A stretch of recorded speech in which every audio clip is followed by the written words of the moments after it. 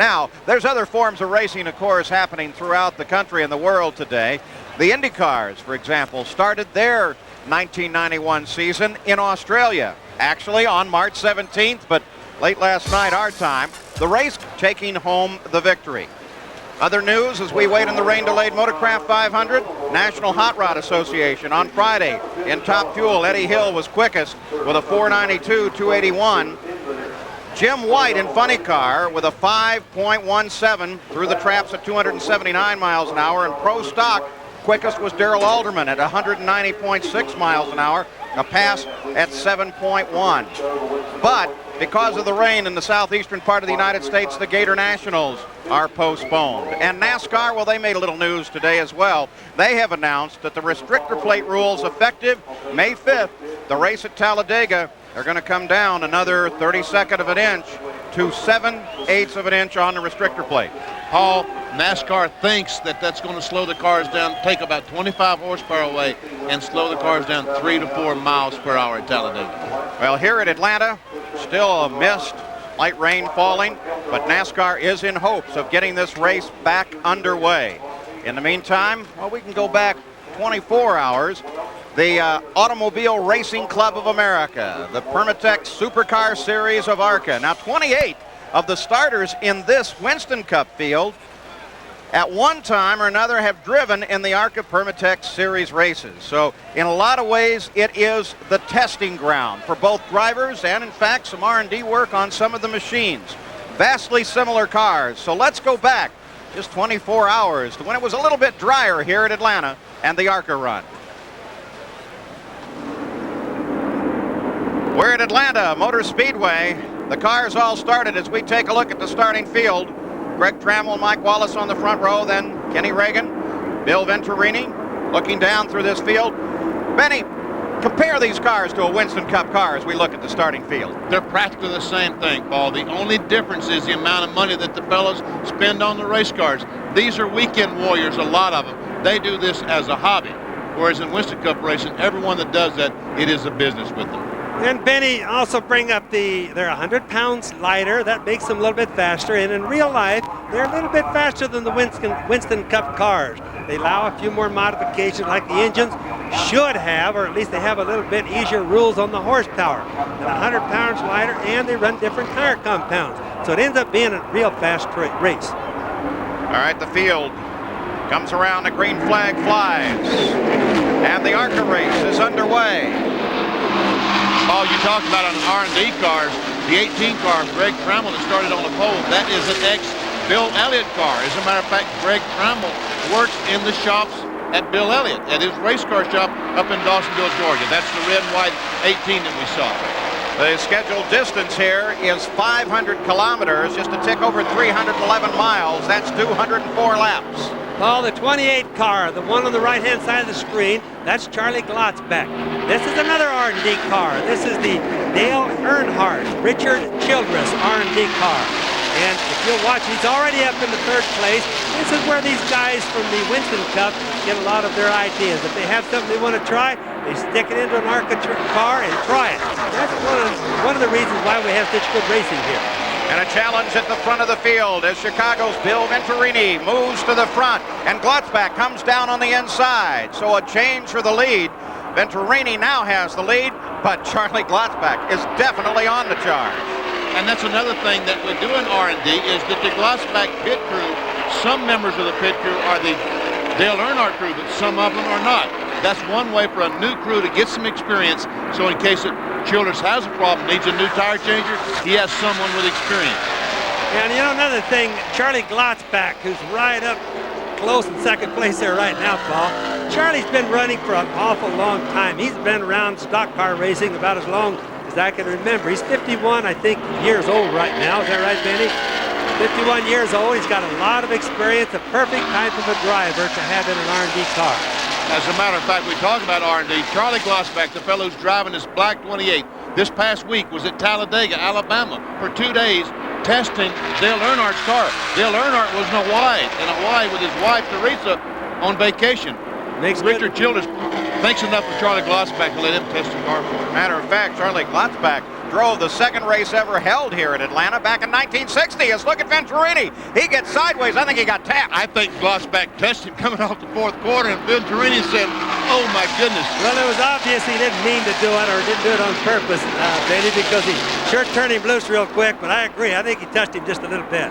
One of the beauties of the Supercar series of ARCA is how closely they will fight with one another, and you are getting a good example of that right now as it's Glotzback coming down to the inside of the 25 car of Venturini. For a moment, Glotzback has a nose just ahead, but they continue side-by-side racing.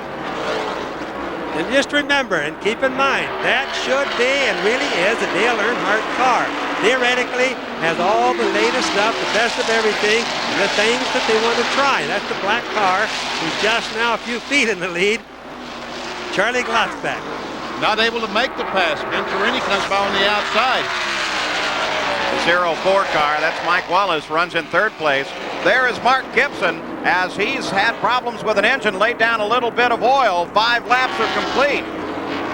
They have to keep an eye now back behind, because anytime an engine lets go, you've got oil down on the track, and boy, there's the problem caused. And Mark Thompson saw the smoke, thought there was a problem. He backed off the gas hurriedly, and when he did that, the car spun down in turn 1. Unbalanced that race car, got her loose, kicked a little dirt up onto the track as he slid to a stop, and as a result, the yellow flag comes out. Caution is on the speedway. Here we take a look at that situation with Bill Venturini as Charlie Glotzback came up close. Coming off the fourth corner, right up on the back of Venturini, and we can see he gets a little bit too close and almost spins Venturini out. The car is, what is that, 30, 40 degrees out of kilter. Venturini did a nice job saving the car. Did a whale of a job coming back. Bill Venturini suffered a broken neck at Michigan International Speedway in 1989. In a lot of ways, he's still making his comeback. There we see the Thompson automobile. These other fellows back off, and Thompson almost ran in the back of Gary Wright in the 64 car. Slams on the brakes, and that's why he spun out. What's your expression, Bobby Unser? He almost kind of had it saved. Yes, he almost kind of had it saved, but he didn't on that one. So we run under the yellow here at Atlanta Speedway. Bill Venturini maintains his lead despite the tap from Charlie Glotzback. Mike Wallace runs in third, and then Ken Reagan runs in fourth, followed by Greg Trammell. We'll be back.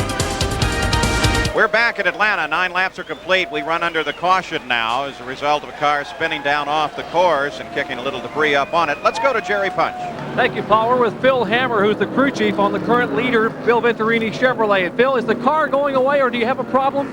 No, we don't have a problem right now. We're just trying to get in line with Charlie and see if the two of us can get out and run away and have a race at the end. Sometimes you get a car right directly behind you. The car may be just a touch loose, but he hasn't complained about anything yet. He said it feels good. He had a near miss a minute ago. What happened? He said Charlie just got into the back of him. One of the things that happens at Atlanta. It's just, this place is so fast and so much speed that it happens once in a while. Charlie got out of it, let him save it, and they went on. It's no problem. Close racing here at Atlanta. We're getting set for green. Paul? All right, they line up once again. Bill Venturini at the front of the field. Charlie Glotzback in second place. 4 cars come down to the inside. The red one is Lee Raymond. He is a lap down, so therefore under the rules, he's able to pull alongside the leader and try to pass the leader and therefore get a lap back. Another point is they generally parallel the NASCAR rules, so we will see perhaps some examples of that NASCAR pit rule here today. It's not that complicated. We'll get into it just a little bit later. Green flag comes out again. It's being answered by Bill Venturini. Glotzback right behind him. And then a little bit of a space back to Mike Wallace's car as the leaders begin now to pull away. Well, the two of those guys really jumped out and left the rest of the pack, Paul. They were ready for the start, and I'm not too sure the rest of them were. Glotzback's been trying to pass Venturini on the inside. He chose to go on the outside that time, and looks like he was having a little more luck than on the inside. Yes, he now has the lead. Definitely worked out for him here as Charlie Glotzback takes the lead. Paul, let me take you back a little bit. The year 1965, Charlie Glotzback finished 5th in the ARCA points for the whole season. Guess who was the Rookie of the Year that year in ARCA? Benny Parsons. No kidding. Our co-host, Benny Parsons. Can you ever imagine me being a rookie at anything? No, sir, not ever. Old guy like you? Neither can I. Well, Charlie Glotzback is out in front. You know, they're thinking of putting a Legends race together. I understand you're going to be in it. You want to tell me about that? Well, I don't know. I don't have all the details yet. I know that Humpy Wheeler and Brune Smith and the people at Winston are brewing something for the weekend before the Coca-Cola 600. Part of the Winston weekend. And I've heard something about maybe 10 or 15 old-timers. Now, Glossback's an old-timer, but he can't play with us. Oh, he's still active. Oh, yeah, that's right. Got to be.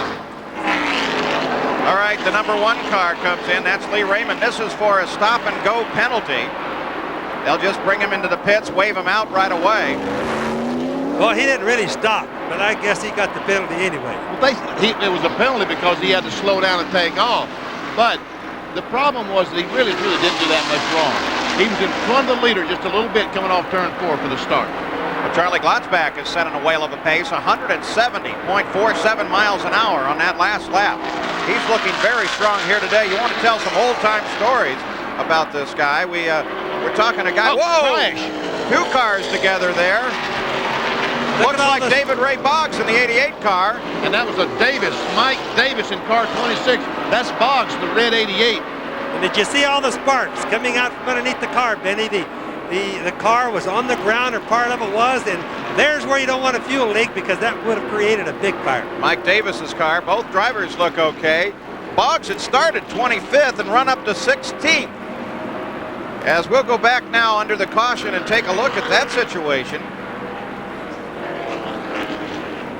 Here we see the blue car on the inside just gets up into David Boggs. And here's what Bobby was talking about. Look at all the sparks coming from underneath that 88 car. Bobby, thank goodness for rubber gas tanks. Oh, man, those fuel cells have really done a lot for racing. In the old days, that would have been a big, gigantic fire, and maybe somebody would have been burned. But NASCAR racing is probably the safest of all racing as we know it today. Boggs took that wall with a whale of a wallop, shortened the car, it looked by about 3 feet, and that bent the whole back end under. And that's what created the sparks. You can see it's not sitting on the rear tires. It's actually sitting on the metal and the framework of the car that got bent under. But the good news is that the report is from the cars, everybody's okay. They're just going to take it nice and easy, get everybody out, run them over to the hospital, and get them checked over. But the initial report's everybody all right. Here, we'll take a look at the spin again, Benny. Once again, as I said in racing terminology, that 88 car is going to need a rear clip. The whole back end of the car will be chopped off and a new one put on. And look at all those sparks. You know, he was probably doing 130 miles an hour when he actually hit the wall. You figure they turn laps 170 and better, probably 130 mile an hour hit, Benny. So it shows you how well the cars are built. The wreckers are out now, so the ambulance is there. They put a hook on Boggs' car. And we can tell that the driver is okay, because if he wasn't, they would be frantically. That wrecker wouldn't be there, and there'd be a bunch of people there. We see Boggs walking from the car to take a ride in the ambulance to the medical center. And out in front under the caution once again, now with the lead change, is Charlie Glotzback. And Bill Venturini runs in second place, followed by the 95 car of Ken Reagan. As we look through the top 10, we'll be back with more from the ARCA 500K. Dear Thompsons, Honey, I ran out of midway through waterproofing our new deck, I ran out of Thompson's water seal and finished with another brand. 2 days later, it rained. Gary Charlie Gerald. Glotzback pit. We've got Cecil Gordon, who's the crew chief, alongside. A great start to get up and challenge here for the lead. Car must be working very well. What's the strategy now? You want to try to open up as much daylight as possible. Well, what we're going to try to do on this restart is get back in the lead if we can and get a little bit distance on Venturini. And I'm going to try to clock him and ourselves and try to set a pace we can save our tires a little bit. So we're going to have to run real long runs today. Charlie Glotzback won here a year ago. He's trying to make it 2 in a row. Let's go now to Dr. Jerry Punch. The man who won the season opener at Daytona, the ARCA 200, is behind the wall. They're working on his car. Ben Hess, it's been a tough weekend for you. What's the problem now? Oh, Jerry, we got a problem with the ignition here. We're going to see if we can get it fixed and get back out here. They are talking to him on his headset. You hear the car popping in the background. We're getting ready to go green once again. Ben Hess won the spring race here 2 years ago as the caution car, pace car, still out in front, but we are ready to come back to green flag racing. They line up once again, and at the head of the field it will be Charlie Glotzback, followed by Bill Venturini, then Ken Reagan and Mike Wallace. And here we go again, coming out of the second caution of the day. Average speed comes down with those caution laps to 103.18 miles an hour. And the battle continues at the front. A look at Charlie run. Not much of a battle. Just look at Charlie Glotzback. What is that? 30 car lengths in one corner? Goodbye, everybody. That's a great feeling, Bobby Unser. He seems to be handling better. and also the engine seems to be running a little bit better as the race goes on, because when you come down from the starts like that, and that's horsepower. And he's jumping off from him so bad that you know he's got to have a lot of power on him. Well, the car is running like a dream. Look how far he's pulled out. You can barely see Venturini following him from second place. And he is setting a torrid pace. We'll get the clocks on him here. Now what he'll do is Charlie, again, is a very smart driver. He's got a lot of years behind him. He'll run out like this a little bit and then slack off a little bit, because he only needs to get away from him to where they can't use his air to get up to him, Paul. Looking back in the field, here's a battle for third place. Reagan, Wallace, Kerry Teague, they all run together. And by the way, Glotzbeck just flashed across the line at 171.9 miles an hour. Boy, is he flying. If this is an R&D car, which it is for Richard Childers and Dale Earnhardt, I think they ought to think about putting some of those parts in that number 3 Goodman Chevrolet. I think the only part they ought to change is just paint a big number 3 on it and see if they can get it past the inspectors. Tim Reagan. Kerry Teague out of Concord, North Carolina, and the 04, the white 04 is Mike Wallace. That's the younger Wallace, and a blown engine there down in, let's see, is that turn 1 and 2? Caution comes out as Billy Simmons' engine lets go. This is the third caution on the 24th lap.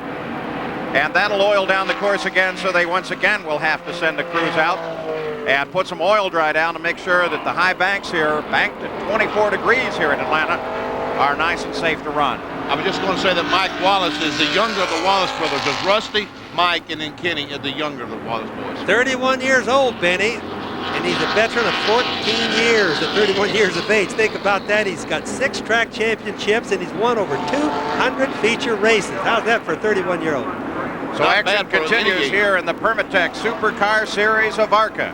And for the moment, it seems that Charlie Glotzbeck has everybody covered. As he came back to the green flag, he just flat disappeared from Bill Venturini. Can he do it again? We'll find out.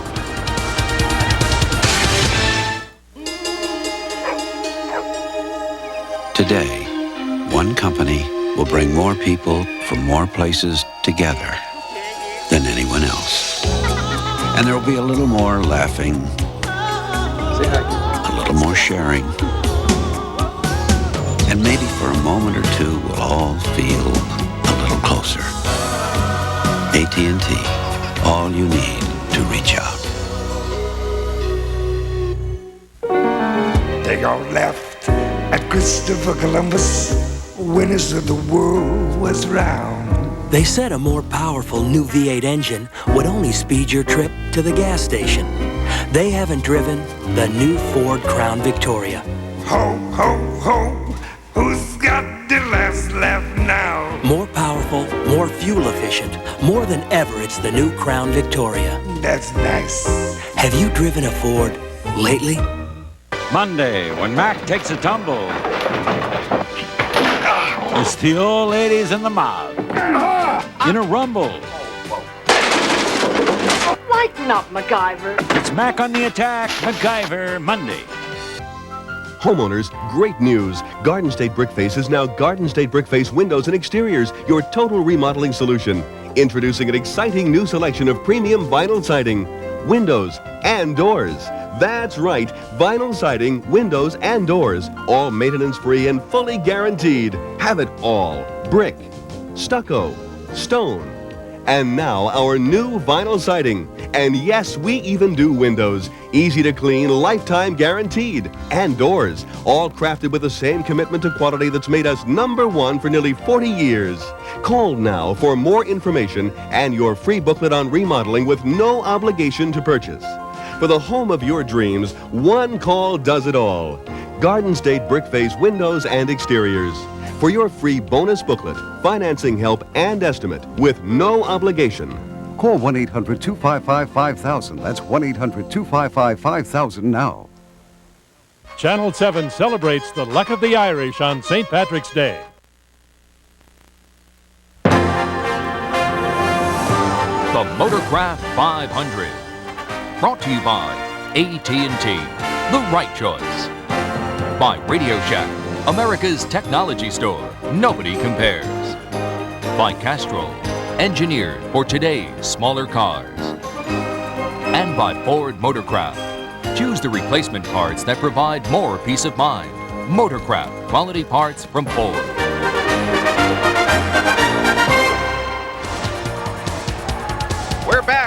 Atlanta in the rain-delayed Motorcraft 500. At the moment, a very light mist rests over this track, and NASCAR is certainly in hopes of getting this race restarted just as soon as they can.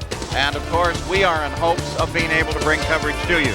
In just a few minutes, we are going to go back to coverage of yesterday's ARCA 500K. And coming up right after the racing coverage live from here at Atlanta, we'll take you to the International Race of Champions. Now, I don't want to oversell this, but Benny Parsons, as far as I'm concerned, we're talking about one of the best IROC races ever seen, and that's pretty good. Folks, it was good. It was very, very good. I was not part of the telecast, but I was there watching. It was very, very good. So the International Race of Champions, and we hope to get the Motorcraft 500 back underway, but when we come back, we'll have an opportunity to continue with some excitement from yesterday's ARCA race. So stay with us.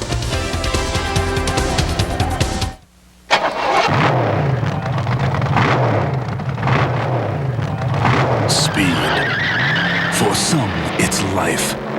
Racing is in the blood. To win, all parts must work to perfection. The Motorcraft World Champions win with the same Motorcraft parts you can buy for your car. Motorcraft quality parts from Ford.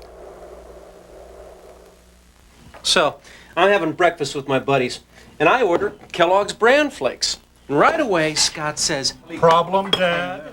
Truth is, Kellogg's Bran Flakes taste terrific. It's this nutty, toasted wheat taste, and hey, come on, right? They're Kellogg's, right? So, I lean over to Scott, look him right in the eye, and I say, "Did you know a spoon can be a deadly weapon?" Oh! Yeah. K-E-double-L-O double good Kellogg's Bran Flakes, toasted taste to you. Ever wonder what they mean by zestfully clean? It's the feeling you get when... Please hold on to the bar. Zestfully clean. Zestfully clean.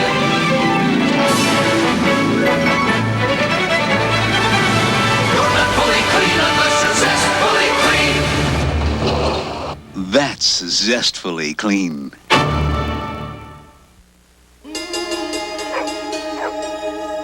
Today, one company will bring more people from more places together than anyone else.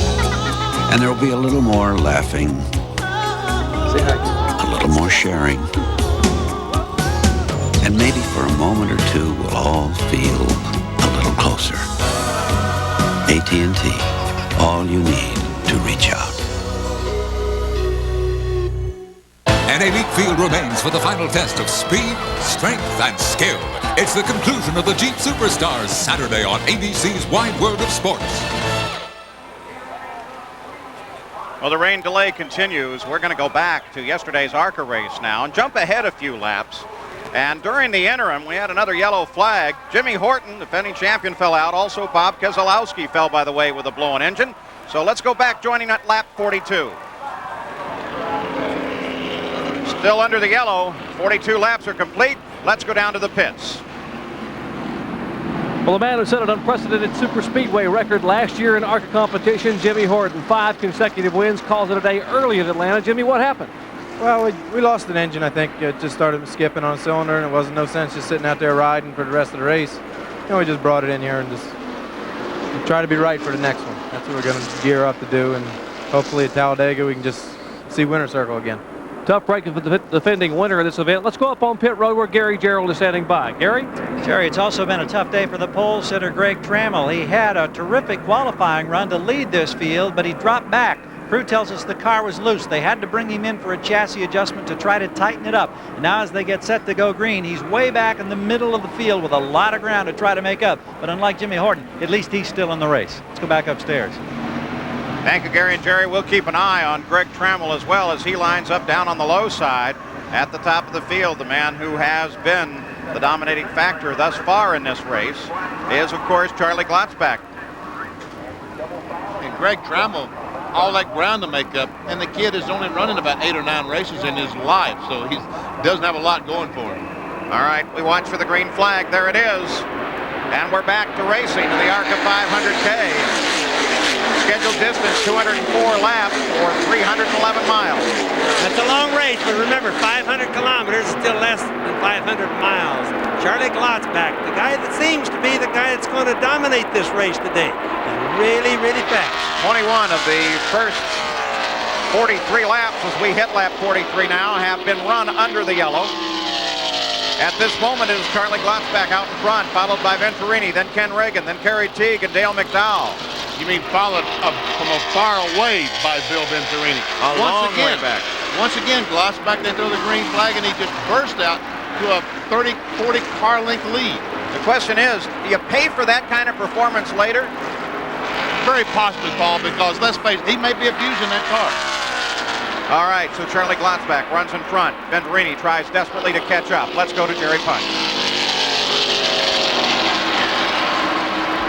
Well, the young man making his first ever super speedway start, the younger brother of Rusty Wallace, is Mike Wallace. And Mikey sat on the front row today for the first time on a big track and looked pretty good, but now it's over. What happened? Yeah, it comes to an end quick, Jerry. The motor blowed up coming off of a 2. I guess it broke a rod or something.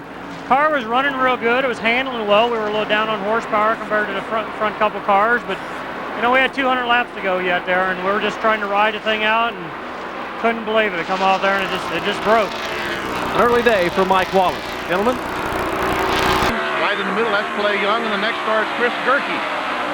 The 5-car, Clay Young, a road racer, turned oval tracker. In 7 previous ARCA starts here, his best effort was a second in November 1989. Glotzbach still leads this race. Venturini runs in second.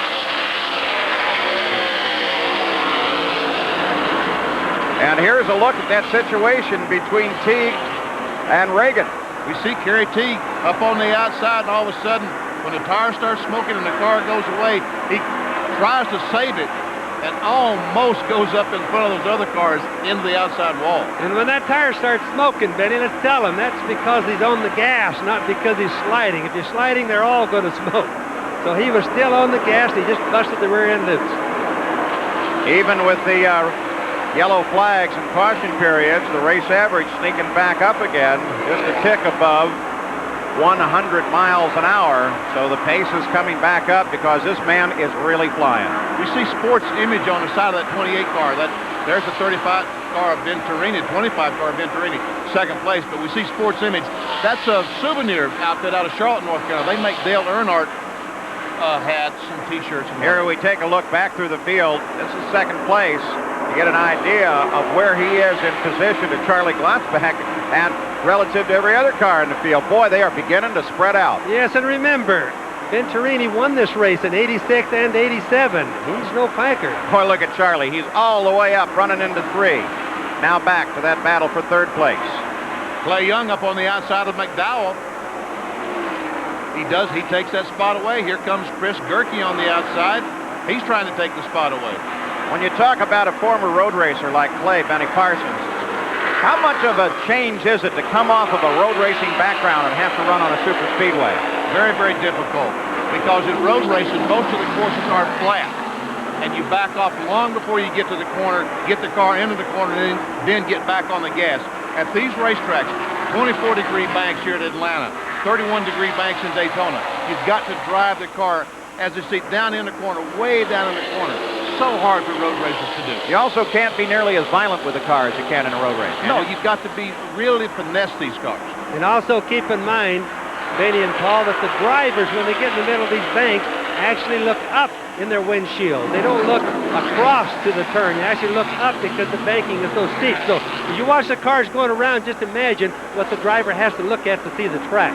Well, Clay Young now forces his way down inside Ken Reagan and gets past. And at the same time, the 19 car comes up and gets past as well as Reagan falls backwards. Reagan back to 5th spot. Here comes McDowell trying to take that away, and Kerry Teague back behind him. So the fight continues at third place, and a dandy one it is. 500 kilometers, 204 laps, 311 miles, the scheduled distance here. In cars vastly similar to the Winston Cup cars. So similar, in fact, that they use them to try and figure out what changes they can make in Winston Cup. Paul, Clay Young, the driver of that 5 car, a couple of years ago at Talladega making a pit stop, he hit his son coming in and broke his son's ankle. That's the sorest I've ever felt for a race car driver in my life. He injured his son. Had to be a painful moment. Oh, it was the most painful moment I've ever seen on anyone's face. I interviewed Clay after that. Of course, part of that, Benny, is the reason for NASCAR and ARCA changing all the pit stops and the pit road rules. They just have to do that in order to keep from hurting people. Well, Clay Young still trying to hold his position from a charging number 19, closing up in 4th place. And we should be seeing pit stops just about any time now. As they approach the 60th lap mark, that's the general scheduled distance for most of these cars. And we'll watch to see what the decisions are. As Charlie Glotzback continues to lead, let's go to Jerry Punch in the pits. I think the fluid oozing from beneath this Chevrolet tells the whole story. 1989 ARCA National Champion Bob Keselowski has climbed out of the car in the garage. Bob, a tough day for you. Well, it was, Jerry. I felt we had a good run going. We had to start in the back because we had motor problems on first round qualifying. We got that fixed, qualified fast car second round, and kind of biding our time moving up through the pack, and we're starting to see some good cars and starting to feel good. The car was driving well, and I thought we had a good day coming. Another veteran out here at Atlanta. First Jimmy Horton, now Keselowski out, so Glotzback is having his day. So the 1989 ARCA champion took the lead in points in the final race of 1989 right here at Atlanta, but today not nearly as lucky. He's out of the run. Here's the lucky man. You know, we talk about Keselowski. I used to race against his dad even before I was Rookie of the Year in ARCA. Boy, you must have really been young. Charlie Glotzback, Paul, still running 167 miles an hour. Now, he could have qualified or could run probably in the 170s. It shows that he's using his head, he's slowing down, he's doing whatever he has to just to keep a pace. Now here he comes into the pits. But Charlie Glotzback comes down, ready for a pit stop, brings himself onto pit road. Rest of the field cycles itself around under the green flag, so here comes the 28 car rolling into the pits. Gary Gerald is there waiting as he brings it to a stop. So many of the crew members who work on the Earnhardt team in Winston Cup competition swarm into action here, led by Cecil Gordon, ex-driver. Charlie Glotzback has really handled this racetrack in the field thus far. They changed the right side, come around now with a change in the left side, approaching 18 seconds on the stop. The fueling process almost complete. Second can now comes away. Little problem on the left rear. This is not the quickest of stops. Now off the gas, rolling, and it's almost a 30-second stop. He'll try to get it back on the racetrack. Just a tick over that at 30.1 seconds. Glotzback was leading by 7.2 seconds before he went into the pits, and then Bill Venturini took the lead when Glotzback headed down into the pit area. We saw the Glotzback pit crew. The front tire changer was not Shelmerdine, was not the regular pit stop man. But it's where Bill Venturini is out in front right now. Charlie Glotzback now has to catch up, but of course Venturini still has a stop to make. We'll be back with more. Man, no better way to face the day. When the sun comes up, then I'm feeling fine. Cause the AM surely is my favorite time. The morning belongs to Speed Stick. It's what to reach for, to prepare, to prevent, to protect. Speed Stick, 110% protection. No better way to face the day. Man, no better way to face the day. Speed Stick, 110% protection. How hot can it get inside your car's engine? 570 degrees under extreme conditions. Take a leading motor oil. Take Mobil 1. Of course, Mobil 1 costs more. But under extreme conditions, when you see what can happen to conventional motor oil, it doesn't pay to play with fire. Mobil 1, isn't your car worth the extra protection? The all-time Indy 500 winner just changed his oil. Mobil 1 welcomes Roger Penske to the team. Where can you go on Goodyear Wrangler radials?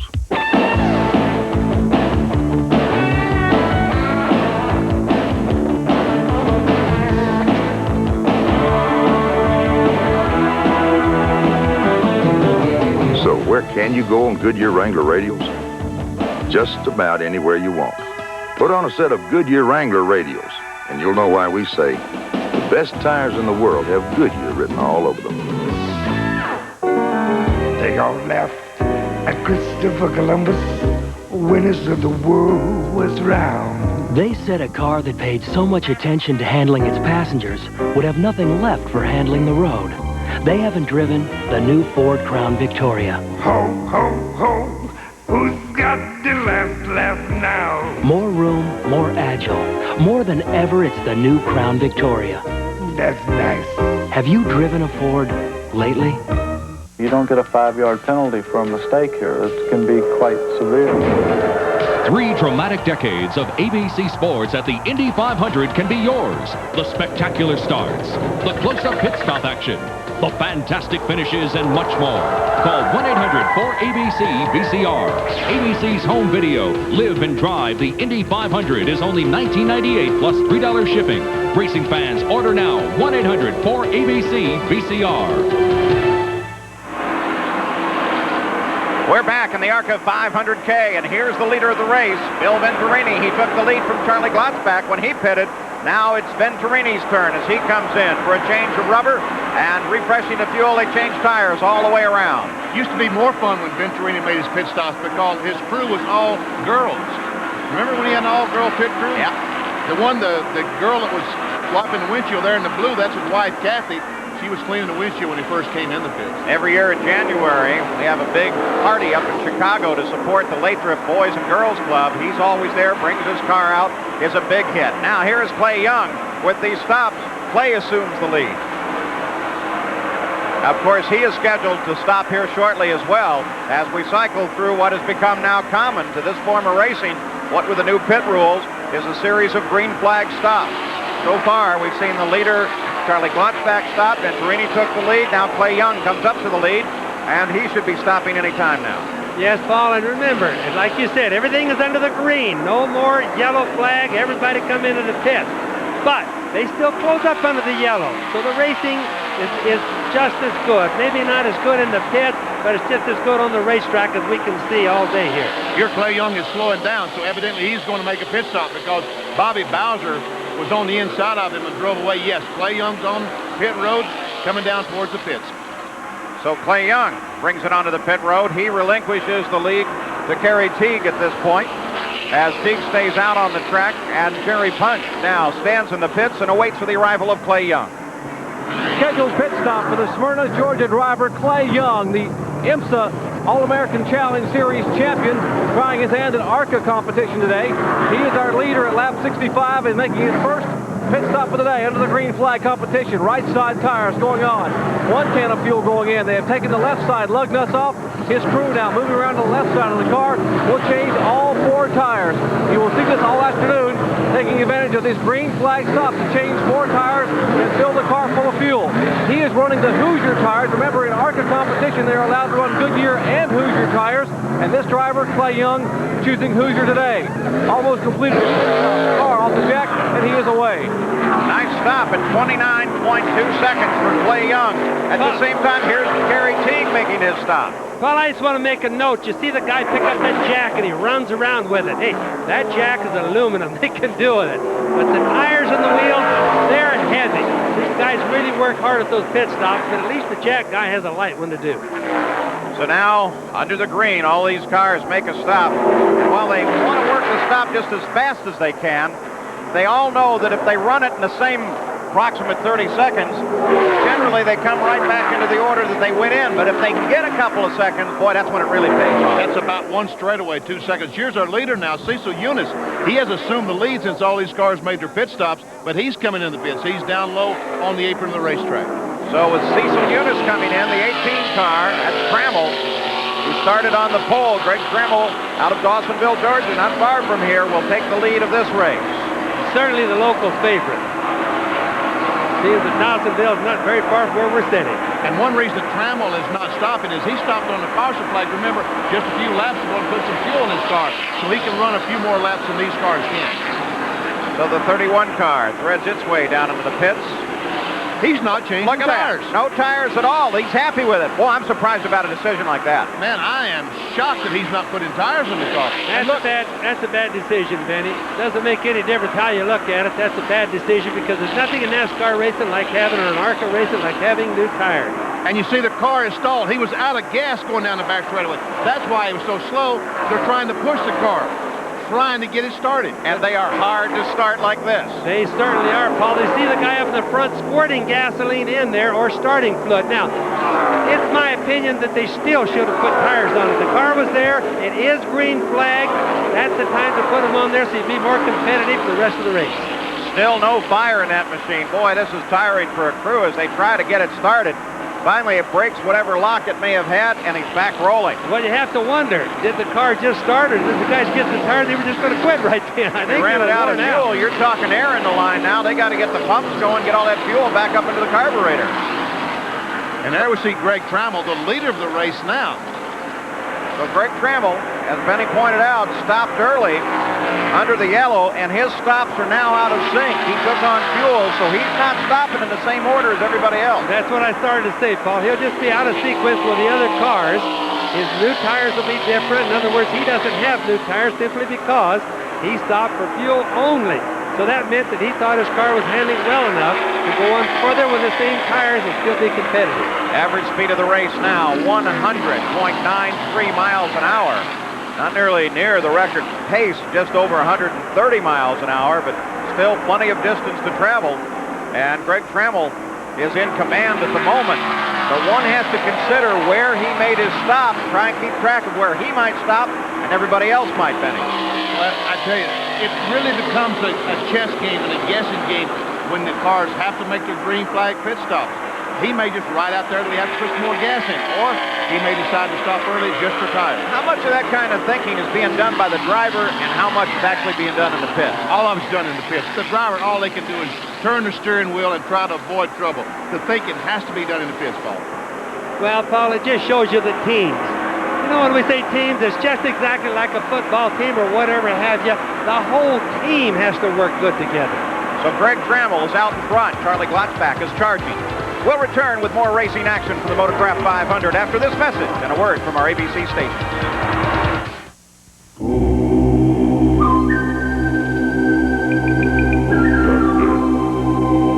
Here's something for all you truck drivers to think about.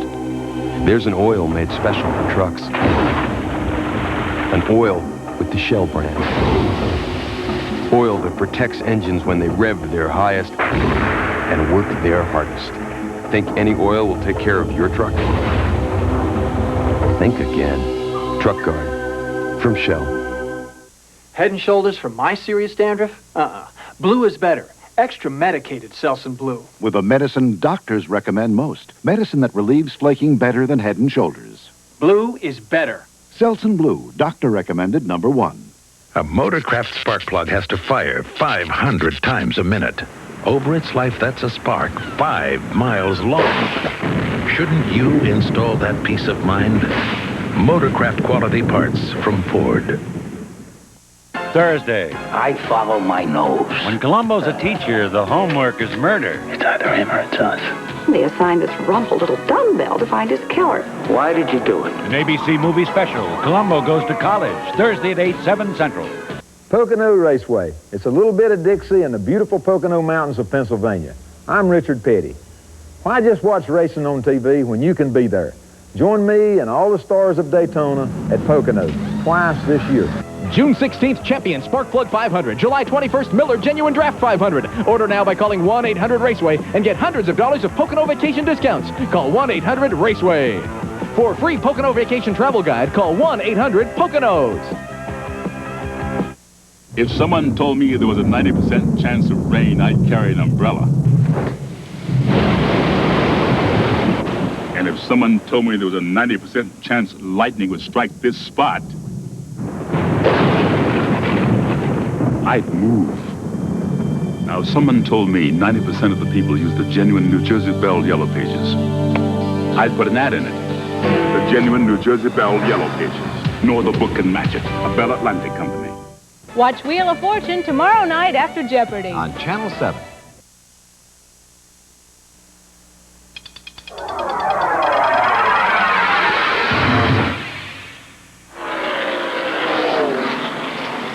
We're back in the ARCA 500K, lap 74, now complete. Scheduled distance, 204 laps. And Greg Trammell running out of the stop order. That is, if he stopped substantially earlier, about 25 laps earlier than everybody else, and he is trying to see how far he can carry it, and runs in the lead right now. But he slows down. Looks like he's heading for the pits. Yes, he is. He's slowed down. He's on the apron of the racetrack and now on pit road. And he's going to take on tires as well as fuel this time because he's got to have them by now. So Greg Trammell, number 18 Mellon car, on pit road, will relinquish the lead and give it back to Charlie Glotzback as he rolls toward the pits. And here he is. Our current leader, Greg Trammell, brings his Ford Thunderbird down pit road. Steve Paulwell and the rest of the Coors crew, the Mellon crew that normally services Bill Elliott on Sundays, they are working here in the Greg Trammell pits. Of course, Trammell, an employee of the Bill Elliott Racing team. He's one of the engine specialists. They have changed right side tires, cleaned the windshield, 1 can of fuel going in, and the fueling is very critical. You must get every drop of fuel in here because you must stretch these laps some 65 between fuel stops. Winning now, left rear lug nuts, the car off the jack, and away. Boy, what a terrific stop. 26.1 seconds.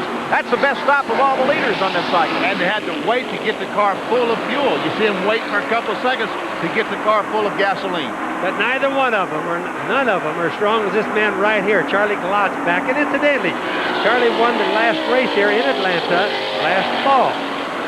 The ARCA race. The ARCA race.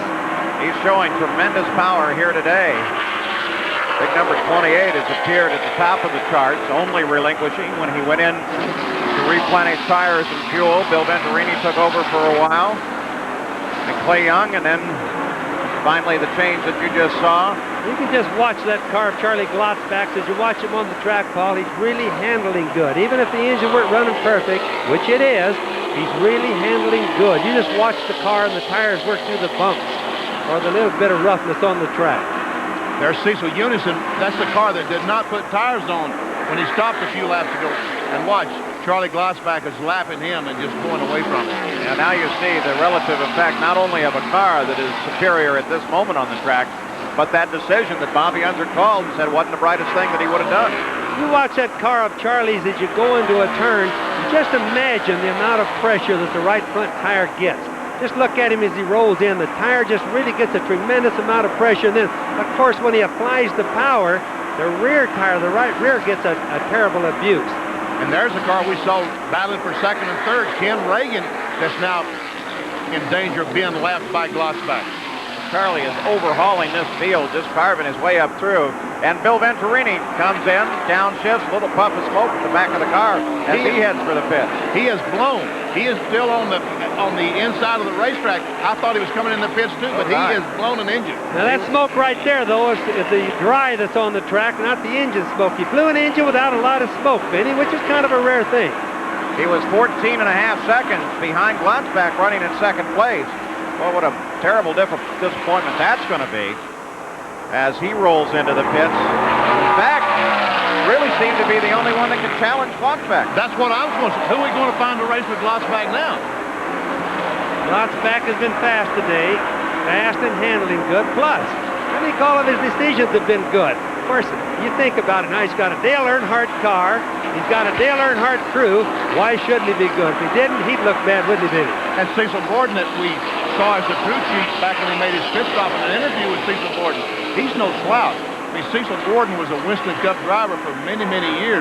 He understands this sport as well as anyone. Looking back in the field now, battle for third place. Jack, that's Bobby Bowser. I just got to mention real quick, the 21 car, the second one in the field on the picture right there, Paul. That's Jack Bowser, one of the finest short track drivers that I ever knew in my life. Benny and I used to run against him many years ago. He's on the crew, too. Not a surprise here as the hood comes up on Venturini. We're keeping track of that battle between Gravac and Bowser right now. Second place is Chris Gerke right now. 16, almost 17 seconds behind Glotzback. Battle for third here. You talked about Jack Bowser. In 1968, I was trying to become involved in ARCA and trying to win a championship.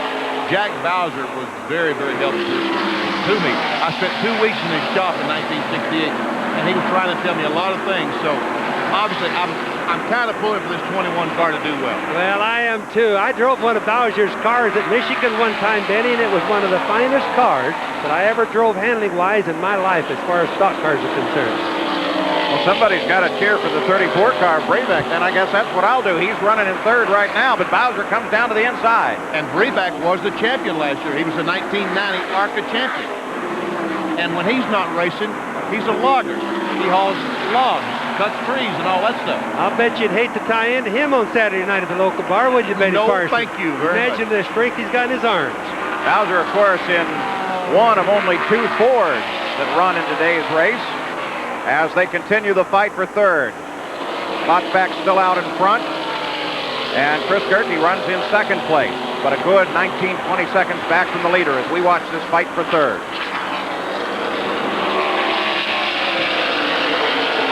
Bobby Bowser lost just a little bit due to some traffic right there. 1.522 miles around the high banks, 24-degree banking here at Atlanta. Even the straightaway have a little bank, 5 degrees. Atlanta, Paul, is more turn than a lot of people realize. Watch it as the cars go around, watch the cameras. You're in a turn longer at this racetrack than most tracks. Therefore, drafting or slipstreaming isn't quite as important as it would be like at Daytona or Talladega. It still helps, still makes a difference, but you don't get the big toe that you do at the larger tracks. Only 4 cars run on the leader lap now. We're looking at the last 2 of those cars. There's the second place car. This is also a track, Paul, where handling is probably a little bit more important than an engine is. Well, since you're sitting in turns so often here, handling is of a premium. This is the 3rd fastest track for the Winston Cup cars. Clutchbox still out front, 87 laps complete. We'll be back. It happens while you sleep. A kiss? Not yet, honey. Millions of bacteria form in your mouth. A kiss? No. So you wake up with the worst breath of the day, morning breath. Oh, honey. Fight morning breath with Scope. Antiseptic Scope has 2 powerful ingredients that kill 90% of the bacteria that cause morning breath. How about that kiss? Where's my kiss? Kiss me, you big love. Mint or peppermint. The best thing first thing in the morning. Got a painful cold? Gotta get relief? Get Alka-Seltzer Plus cold medicine. It relieves painful cold symptoms some others miss with a decongestant, antihistamine, and a pain reliever you can't find in any other leading cold medicine. The pain's gone. Ah, I can breathe. Everything feels better, better, better. Alka-Seltzer Plus cold medicine. Relief for your painful cold. And now for sinus and allergy relief, try new Alka-Seltzer Plus sinus allergy medicine.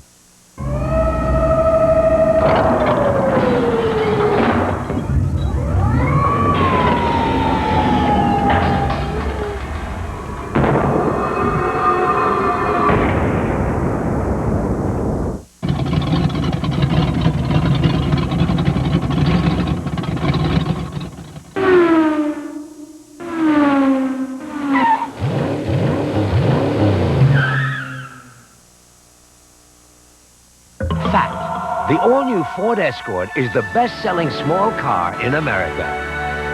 Fact, the new Escort has the highest owner satisfaction of any car in our history.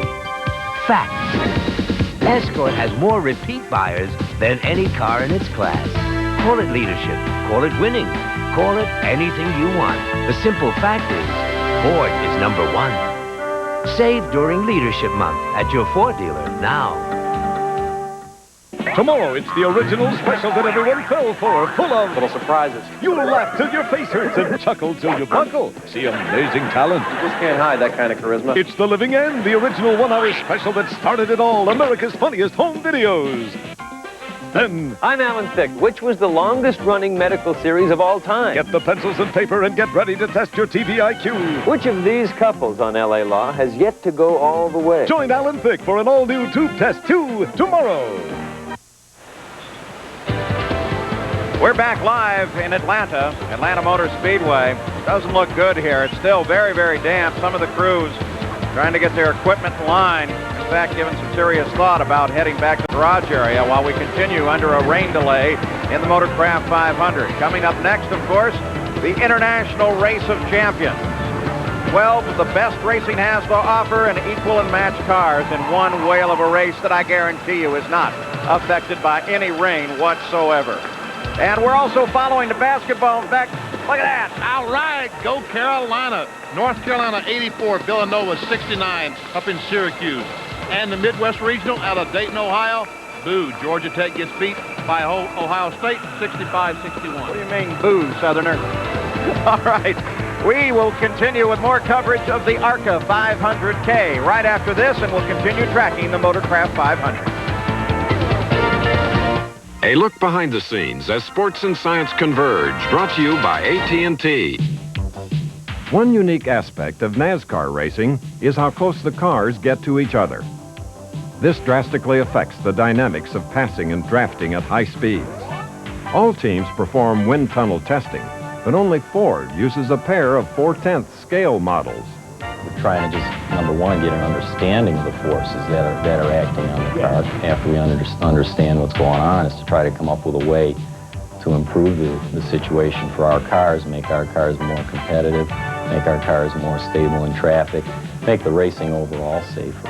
The red car is wired into a complex control room that measures every possible effect of the 140-mile-an-hour wind on the car. A smoke flow gives visual definition to the wind, enabling specific observation of turbulent situations. A second test helps determine optimum passing conditions to achieve Ford's goal of safety, stability, and speed. This sports science segment has been brought to you by AT&T. Did you know if you're not using the AT&T network, your company waits over 40% longer for long-distance calls to connect? I'm gonna wait till the midnight hour when there's no one else around. I'm gonna wait till the midnight hour. Without AT&T, in 1 year you may end up paying people thousands of dollars to wait. I'm gonna wait till the Faster connections, another AT&T advantage.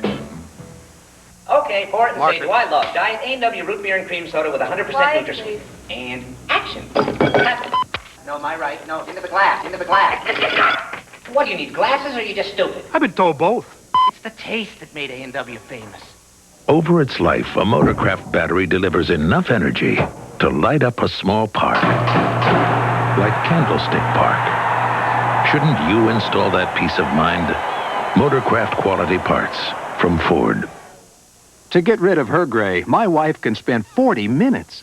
But I discovered this 5-minute hair coloring. The revolutionary discovery called Just for Men from the leader in men's hair coloring. Simply apply Just for Men and in 5 minutes shampoo out. Gray is blended away. The look of my natural color is back in 5 minutes. That was me, and it won't fade or wash out. My hair takes forever, but you look great in just 5 minutes. The look of your natural color in just 5 minutes with Just for Men. Men, no better way to face the day. When the sun comes up, then I'm feeling fine. 'Cause the AM surely is my favorite time. The morning belongs to Speed Stick. It's what to reach for, to prepare, to prevent, to protect. Speed Stick, 110% protection. No better way to face the day. Men, no better way to face the day. Speed Stick, 110% protection. Back live at Atlanta Motor Speedway, you can see they're still trying to dry the track, and there has been no decision to put this race off any further. We're going to jump ahead now on yesterday's ARCA 500K. During the time we're going to leave, Clay Young fell by the wayside by pitting 2.5 minutes. Here we are, lap 108. Charlie Glatbach is the leader, followed by Reagan, then Trammell, then Roy Payne and Dave Elliott. And Roy Payne is driving a Chrysler product. One of those in the race, and he's up to, what was that, 3rd or 4th spot now. Skirky also fell by the wayside during that last little series of stops. And Charlie is just absolutely dominating this run here. And he runs in a lap all by himself. Ken Reagan in the 95 car is 1 lap behind the leader. They are scoring Greg Trammell a lap behind the leader, as they are Roy Payne and Dave Elliott. So all by himself. There's the 28 car. He looks like he's in a different class of racing by himself most of the day, Paul, in spite of the pit stops and everything. Charlie has been the dominating factor. The car is really handling good. Well, that's the greatest feeling you can have when you're a race driver. Have a car that's working and just drive away from the rest of the field. Just turned a lap at 170.63 miles an hour. Wow. At this point in the race, that is unbelievable. And you know, it's like you was reading my mind, Paul. And that's exactly what I was thinking, and you're right. What a pleasure it is when you have the class of the field, when no one can touch you. And driving the car is so easy. He's going the corner at 185, 90 miles per hour. You think that's fast? You think he would scare someone? It's no problem. That car's hooked up like that 28 is. We haven't seen him get out at all day. We've seen that car not wiggle the front or the back end. In fact, I think that's the nicest handling car that you'll ever see. We've had 5 caution periods thus far in the run. Average speed of the race beginning to climb now and getting closer and closer to the record pace. We're running at 124.013 miles an hour. Of course, the average being held by Charlie Glatzbach. Boy, what a run he has going. Full lap in front of everyone else. But remember, on a track like this, depending on how the yellows fall, piece of debris on the racetrack, no caution out yet.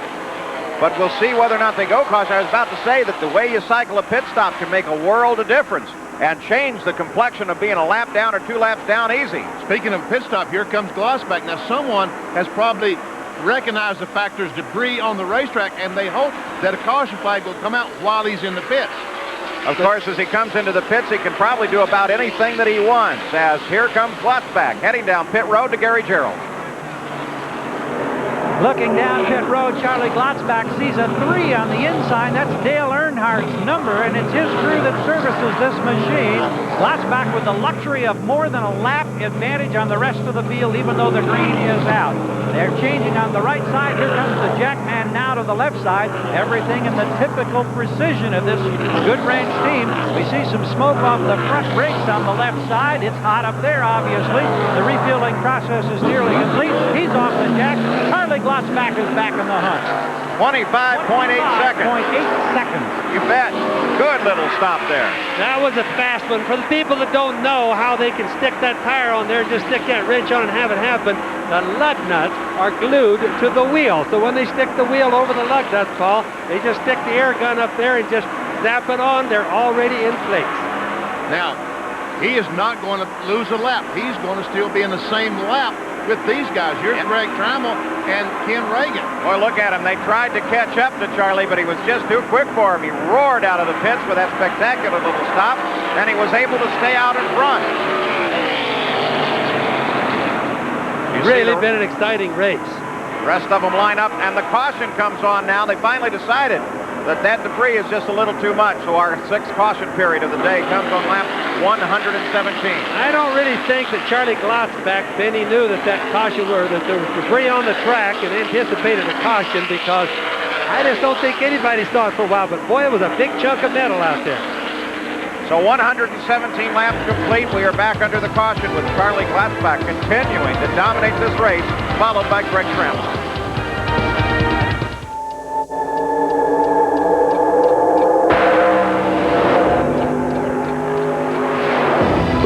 Fastest and most exotic Mercedes-Benz comes on Goodyear Eagle radials, and only on Goodyear Eagle radials. Why? Because the engineers at Mercedes-Benz want it that way. And they're another reason why we say the best tires in the world have Goodyear written all over them. They all laughed at Christopher Columbus when he said the world was round. They said a car that paid so much attention to handling its passengers would have nothing left for handling the road. They haven't driven the new Ford Crown Victoria. Ho, ho, ho, who's got the last laugh now? More room, more agile. More than ever, it's the new Crown Victoria. That's nice. Have you driven a Ford lately? Inside your smooth-running engine is a torture chamber. And under these grueling conditions, only one leading motor oil meets the world's toughest requirements for viscosity breakdown. Castrol. Castrol provides maximum protection against viscosity and thermal breakdown. So use Castrol. After all, why make things tougher on your engine? Castrol GTX, engineered for today's smaller cars. Saturday, ABC Sports hits the net, the pins, and the wall. First, the top names in tennis meet as live coverage of the Lipton International Players Championships begin with the women's finals. Then the Pro Bowlers Tour follows with the Bud Light Open. And ABC's Wide World of Sports returns to Cancun, Mexico, where a field of the world's finest athletes has been narrowed to an elite group. Now one will grab the crown in the final of the Jeep Superstars. Don't miss the hits Saturday on ABC Sports. We're back. 120 laps, 204 laps of scheduled distance are complete. Charlie Glotzback is still out in front. Let's go to Jerry Punch. Making going on here in the Greg Trammell pits behind me. The crew now conversing on the radio. Ernie Elliott, Bill Elliott's older brother, is actually running the show from atop the truck in the garage area. Greg Trammell, currently running in second spot, is on the lead lap. The decision is this. Should they bring him in under the yellow flag and top the tank off, leaving him out on used tires, or wait for about 10 or 12 laps and come in for the scheduled green flag stop and put fresh tires on the car? The decision, well, let's leave him out and come in with the fresh tires. The young man has only run 8 races. He doesn't quite have the experience to stay on the used tires throughout the afternoon. So that's a decision they made. It may cost them a race, but it may save them a race car. Gentlemen?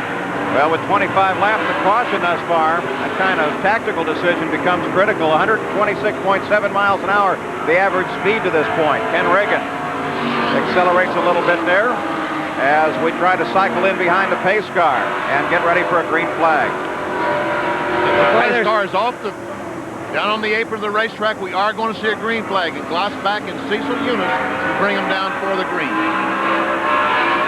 Glotzback, Trammell, Ken Reagan. Roy Payne, who is competing for Rookie of the Year honor, sits now up in 4th place. They all run on the lead lap. Look at Glotzback just pull away, Paul. He just eats them alive in the turns. Yeah, but the good news is that caution did allow Reagan, Trammell, and Roy Payne to get back on the lead lap. So even though he's pulling away, some other fellows picked up a whale of an advantage. But he has 4 fresh tires on his automobile. The rest of his competitors do not. And if they're going to beat him or even try to catch him, they're going to have to stop and put on 4 fresh tires. You're not hitting it. It's adios Charlie again, are you? Yeah. Adios. You can see that he's been the key power in this race thus far. Can handle anything that he runs against and seems to be able to place the car anywhere he wants to on the track. If we can run without any further caution, he also may be closing on the track race record.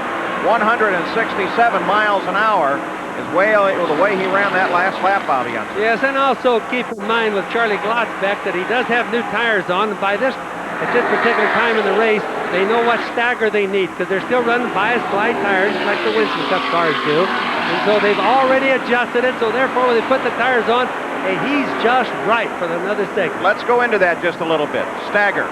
Bias glide tires. Why do the two fit together? Well, with bias glide tires, they'll stretch or shrink depending on air pressure or depending on how hard they're used. Whereas a radial tire doesn't change at all. A radial tire, if you put 50 pounds in it and it was, say, 80 inches around, is a hypothetical number. If you put 30 pounds in it, it would be exactly the same. Whereas a bias glide tire would keep getting bigger up within a certain degree of reasonableness. And if you can make the right rear larger than the left rear, it helps get the car down into the corner a little bit better. Yes, because the cars have limited slip rear ends, or in other words, locked rear ends as soon as anything slips. So when you get down into the corner, the left tire needs to be a little bit smaller right there than the right rear does. Therefore, it tracks around the corner at the proper angles. Makes it handle better or worse. And that's one reason that when Goodyear makes the radial tire, that there is built-in stagger. The cars have about 3/4 of an inch of stagger. In other words, the left side tires are smaller than the right sides by 3/4 of an inch in total diameter. Circumference, I should say. Now, just one more note on that before we leave it, Paul, that on a radial tire, they set and make it at the factory. When that's done, the guys have to change the chassis to fit the cars. Today is what we're seeing. They can change the tires to fit the cars. The 95 car, Ken Reagan, finished 8th in the ARCA 200 at Daytona last month. Best ARCA finish, 3rd, 1989, in the ARCA race at Talladega. as he tries to run down Greg Trammell, who runs in second place right now. David Evans, that number 61 was David Elliott that just went blowing by the 95 car of Reagan. There's Cecil Eunice again on the inside, and Bobby Bowser. 16 cars out, 25 cars still running at lap 127. Some of the key figures out. The March winner here, Jimmy Horton, out very early on. But the guy who won last November, Charlie Glotzbach, well, he's the class of the field. Yeah, these fellows are just wishing he was out because there's certainly no one going to catch him if he doesn't have a problem. Keeping an eye on Ken Reagan. He runs in third place. Roy Payne sits back and forth in the number 16 car, trying to run down Reagan. Now again, these cars have the exact same downforce rules, the same handling rules, the same basic engine rules. They're 100 pounds lighter than a Winston Cup car, but the cars are generally the same. In fact, a lot of the engine pieces that these guys use are the used engine pieces from the Winston Cup cars, which makes the cars just as fast, maybe even a little bit faster at times. The 31 car is Cecil Eunice. He's running in sixth place. He's a lap behind this fight right now, as Reagan, for the moment, remains unchallenged, but is running in traffic. And one reason that Eunice is a lap down to these fellows is, we've reported it 2 or 3 times, is the fact that the first time he stopped, he chose not to change tires, and riding around this track with used tires for a couple hundred miles is a no-no. Bobby Unser said it wasn't a great idea. I wonder why they would have done it, though. What did they think they were going to gain? Well, they might have thought they were going to gain $800, which is a set of tires. That's how much that new tires cost, but you're going to lose that much in track position. Cecil Eunice in the 31 car is currently in second place in Rookie of the Year honors of the NASCAR Busch Grand National Series, and is currently atop the top 10 drivers, above 10 other in that fight for that honor. Today also, this race, the ARCA race, was scheduled for rain. If you look at the cameras there, we'll always see a lot of clear blue skies. It just shows you how the weather can change in this part of the country. 133 laps complete, the 95 car, Ken Reagan. He suffered fairly substantial injuries at Talladega in an ARCA race back in May of '85 when he hit the wall in the race while running second. Broke his neck, had leg injuries, made a miraculous recovery. Drove in the Michigan 400 in August of that same year. Boy, what a recovery. That was amazing. Reminded me of Richard Petty one time. He crashed at Pocono, and he was telling the story a couple years later, and then they said, "Richard, did it hurt you?" He said, "No, not well. It broke my neck. It really didn't hurt me." Oh.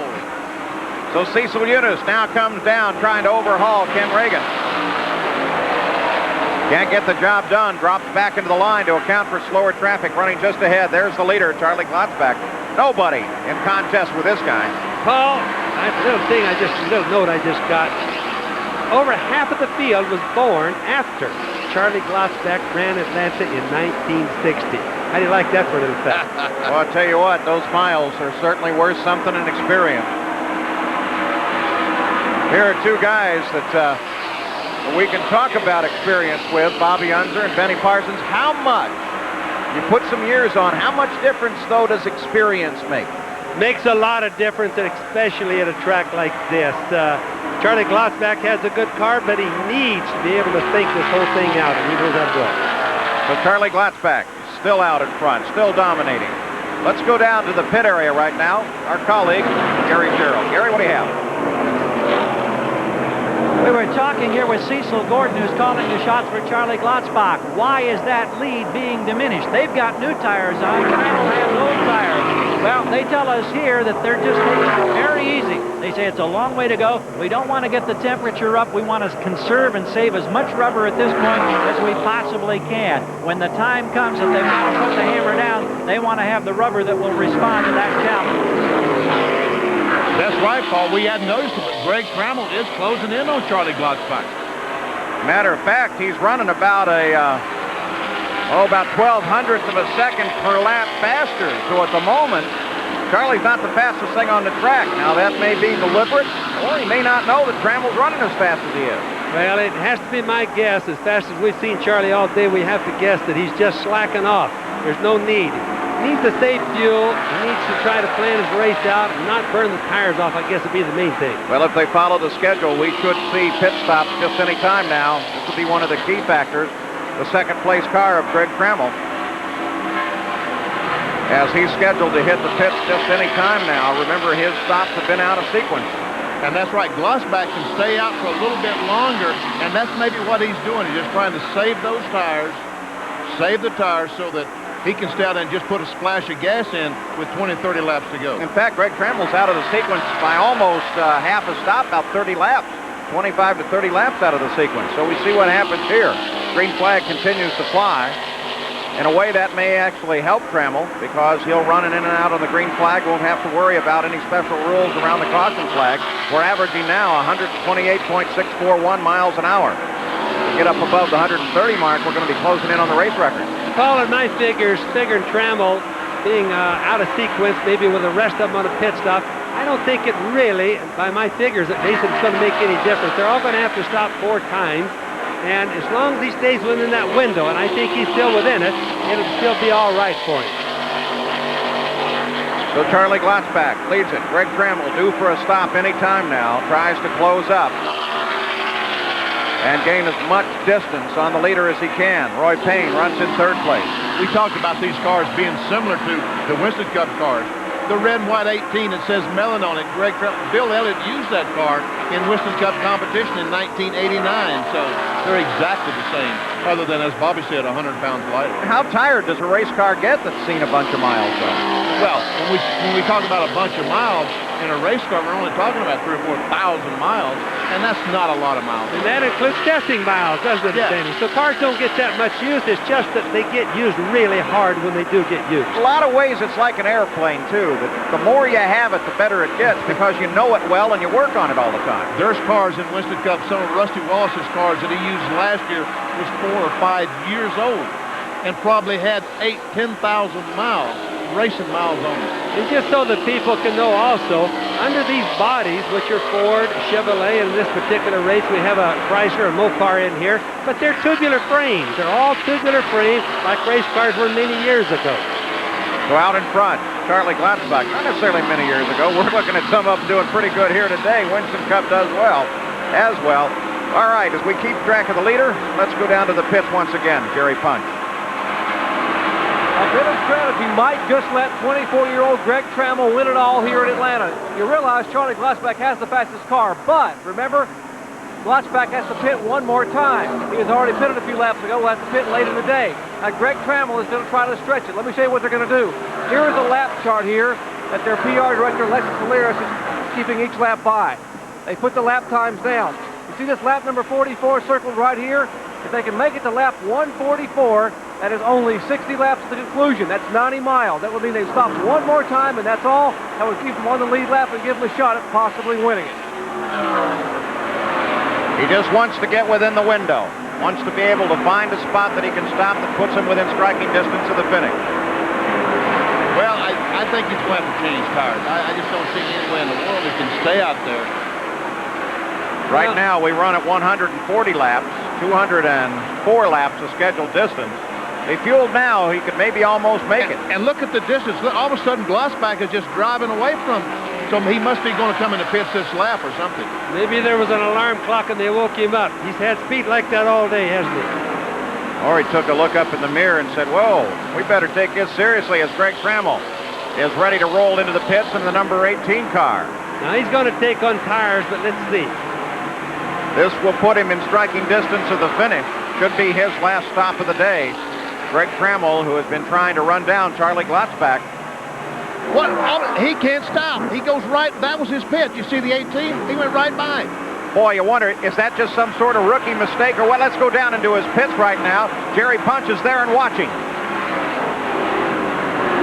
A tough break for Greg Trammell. The best laid plans go away. They had to come down pit road that time because the fuel pressure was fluctuating. He radioed. They wanted to try to make it, as I said a minute ago, to lap 144. It was only lap 142. But another problem for the young driver, inexperience on pit road. He overshot the pits, came down pit road, was going at least 120 miles an hour, couldn't get the car stopped. Now he has to make an extra lap. It will cost him some very valuable time. out of turn 4. Here is Trammell now down pit road. The crew, the Melling's own crew. Ernie Elliott and the rest waiting to service the young driver. Only 24 years of age in only his 9th start, and now he brings the car in much slower, jumps on the brakes, and they will make the final pit stop. It'll be a 4-tire change, and will also make a chassis adjustment in the car and get as much fuel in the car as they possibly can. They will have to go some 60 laps from here on out to try to be able to conclude this race. Right side tires going on. Now crew around to the left side of the car. A tough break for the young driver. 1 can of fuel in. Jack up on the left side. Greg Trammell, whose best finish in Atlanta, had been 4th in his very first start here some 4 years ago. Left side tires almost completed. Plugs undone. His car moving down and away. A tough break for Greg Trammell. Tick over 30 seconds, but that miscue pushed him 2 laps behind the lead. Let's go down the pits. Here's Gary Gerald. Veteran ARCA driver Ken Reagan wheels his number 95, the Chevy Lumina, to a stop here. It's his final stop of the racer. That's what this crew is hoping. They go, of course, for the fuel that they think will carry them, the 204-lap distance. It'll also be fresh truck. They elect to go with Goodyears on all 4 corners. Everything routine at this point. Reagan, when he made the stop, under green was running in 3rd place. Glotzbach, they figure, who has the lead, has still got to make 1 more stop late in the race. But Reagan and his crew will be ready to go, but a difficult problem momentarily only at the rear on the left corner. Now they get him back on pit road. 29.5 seconds for Ken Reagan as he rolls back into the action. Will Greg Trammell's strategy pay off? At the moment, certainly doesn't look like it, especially with that miscue. We'll return with more racing action from the ARCA 500K after this message and a word from our ABC station.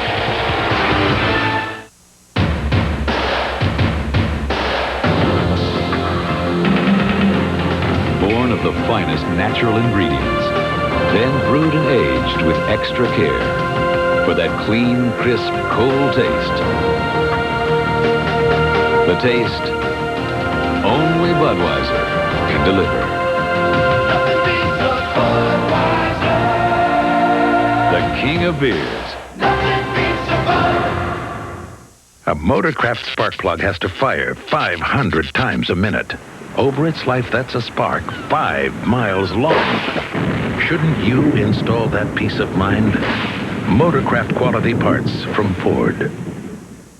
Do yourself proud, make you look beautiful, do it for yourself with Minwax and Wood. Get beautiful color with Minwax Wood Finish and lasting protection with Minwax Polyurethane. So do yourself proud with Minwax and Wood.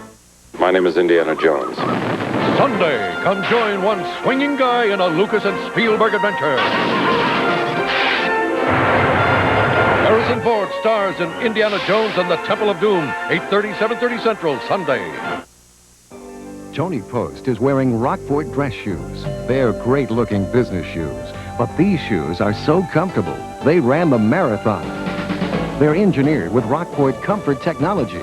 They're lighter than most running shoes, and so shock-absorbent, Tony ran the 26 miles in 3 hours and 2 minutes. Rockports, the dress shoes so comfortable, they ran the marathon. Rockports make you feel like walking. This is the long-distance bill of a small ad agency. Look, this month they spent over $350 calling the same area code. Your business bill probably also has a lot of calls to one area code. How do I know? We studied thousands of bills, and they're all quite similar. Now, if this group switched to MCI Preferred, they'd get an extra 10% discount on the area code they spend the most on. At this rate, MCI Preferred would save them over $400 this year. That's lunch for 2 at an ad agency. Watch Jeopardy tomorrow at 7, right here on Channel 7.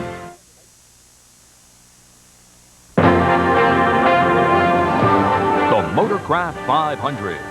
Brought to you by Ford Motorcraft. Choose the replacement parts that provide more peace of mind. Motorcraft quality parts from Ford. By Budweiser, the king of beers, with that clean, crisp, cold taste. Nothing beats a Bud. By Scope, the best thing first thing in the morning. And by Speed Stick Deodorant. The wide stick gives you the edge. Speed Stick Deodorant, 5 minutes. We're back live at Atlanta We have not yet given up on the Motorcraft 500. They still try to drive the track. Fans are huddled under the grandstands, hoping that we get restarted here. Keeping track of all the weather right now is Jerry Punch. Jerry? Well, Paul, a lot of the NASCAR officials and drivers are huddled inside here in the central area of the garage area watching what we're going to show you, this radar screen we showed you earlier today. Now, once again, we'll orient you. This is Atlanta Motor Speedway, the small dot here, and it's in a tiny little window where it is currently not raining here. But behind this window, we are on the very fringe. There's 30 miles of rain, solid rain showers.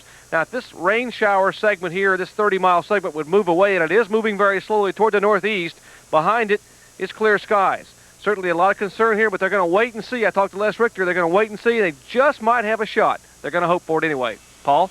Well, in just a few moments, we'll come back with more coverage of the ARCA 500K. And don't forget the International Race of Champions later. We'll be back. No better way to face the day. When the sun comes up, then I'm feeling fine. Cause the AM surely is my favorite time. The morning belongs to Speed Stick. It's what to reach for, to prepare, to prevent, to protect. Speed Stick, 110% protection. No better way to face the day. No better way to face the day. Speed Stick, 110% protection. All this paperwork, I can't get anything done. Introducing the new Tandy 1000 TL3 system, the complete home office solution at a special price of $15.99. With this high-speed computer, you get a color monitor, hard drive, mouse, and easier-to-use versions of popular software. Quicken for finance, Q&A Write for word processing, load a spreadsheet, and 10 other desk-mate programs. It's everything I need. The new Tandy 1000 TL3 system, just $15.99, only at Radio Shack, America's technology store. Before I switched to Fix-It-In, I'd never order hot tea, spare ribs. Fix-It-In and forget it. Hot tea? Yes. Fix-It-In is the strongest holding denture adhesive you can get. It even stands up to the hottest liquids. For the strongest hold, Fix-It-In and forget it. Motorcraft energy conserving oil can help reduce fuel consumption. It can also reduce traffic. Motorcraft quality parts. Peace of mind from Ford. Today, we are celebrating a commitment by you, Paul, and you, Victoria, to spend the rest of your lives together. Unlike certain other of life's commitments, John Deere will give you 30 days to back out. If within 30 days you're not completely satisfied with your John Deere mower, we'll give you your money back. Because in a matter as important as a lawnmower, you deserve to be happy. So long as you both shall live. ABC Sports is proud to announce the birth of a brand new football league. Tonight's Meet the Dragons live from Barcelona, where the World League kicks off next Sunday. We're still trying to dry the track at Atlanta. We're going to jump ahead in yesterday's ARCA 300K to lap 165. The average speed is coming up now above 130 miles an hour.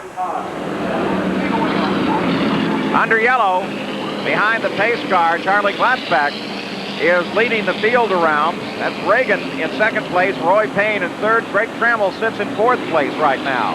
Let's go down to the pits. There's an update from Gary Gerald. As they await the opportunity to go to the green, Ken Reagan's team watching car number 95. They're ready to go the rest of the way. There'd been some confusion over scoring, whether he was 1 lap or 2 laps off the pace. The crew seems to concede that they are indeed 2 laps down to Charlie Glatzbach, who has really handled this field. But remember, Glatzbach has still got to make one more stop, or at least that's the indication we have. He's at least got to top off with fuel, but he'll do so with the full luxury of a 2-lap advantage. Well, you can't ask for much more if you're running in front of. Well, you could ask for 5, but why do it? You see Greg Trammell down on the inside there alongside the 95 car of Ken Reagan. And there's the guy that's just been unbeatable thus far, the 28 machine. We've talked about just how strong that 28 car is. There's nothing that can touch him, and is witnessed by the fact that everyone is 2 laps down to the 28. Roy Payne, of course, suffered problems on his pit stop, and he fell well behind the pace. He's now a good 2 laps behind.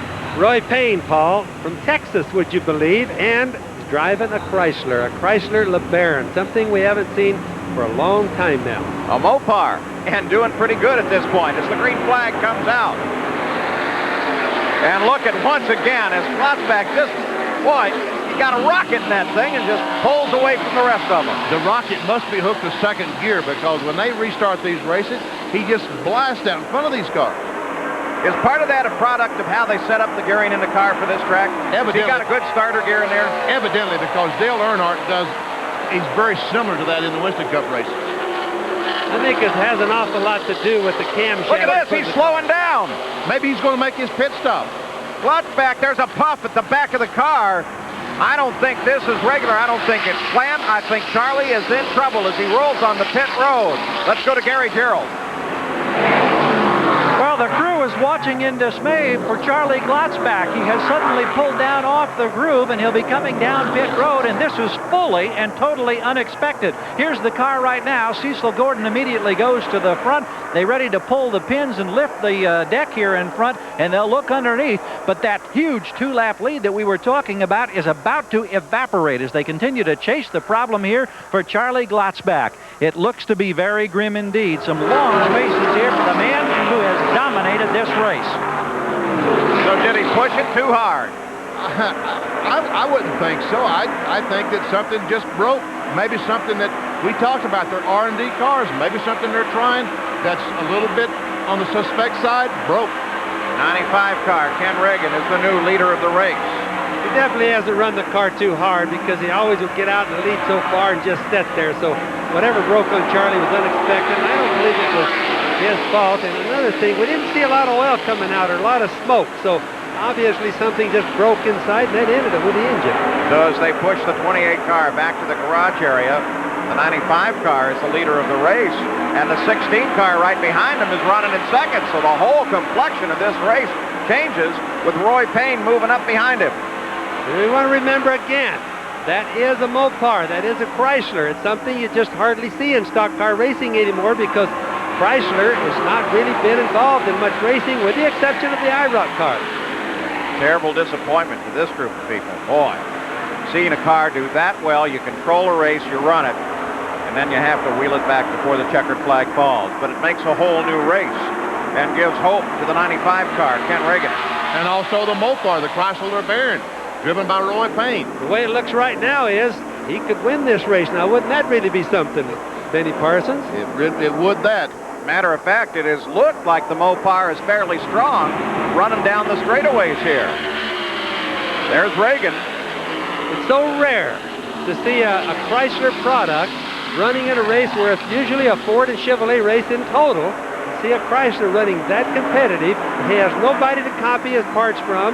He has nobody to get his ideas from. He just put the car together and is racing it. Now you also have to keep an eye on Greg Trammell because he's in there as well. Scoring has him a lap down though. There's the Mopar. Look at him smoking that right rear. He got up in the gray area and started smoking those tires. And here comes Trammell trying to get that lap back, trying to get by him, get on in front of the 95 car and hope that caution flag he could get a lap back. So Trammell comes by and now sets his sights on Ken Reagan. But Reagan just turned the lap. Look at there, 164 miles an hour. That's not the pace we saw in the earlier part of the race. Yeah, we were talking about 170 and 71 from Charlie Glotzback. This 20 car between Trammell and the Ken Reagan car is Keith Wade. That's a Buick automobile. Also, the cars are a little bit tired by now. The racetrack is a little bit slippery.